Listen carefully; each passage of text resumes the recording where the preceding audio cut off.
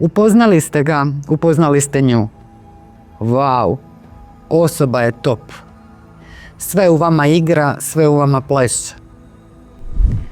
Pobudila je ova osoba u vama ono najskrivenije.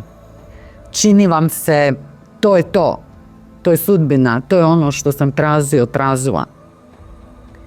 No, negdje u dubini duše kopka vas. Je li moguće? Je li stvarno moguće da je ovo stvarno? Da je to takva osoba, da sam pronašla tu osobu, da sam pronašao konačno to što sam tražio. Dragi moji, danas ćemo pitati nordijske bogove upravo to. Je li ovdje riječ o varalici ili osobi koja je uistinu ono što ste tražili? Koncentrirajte se, ja ću promiješati karte.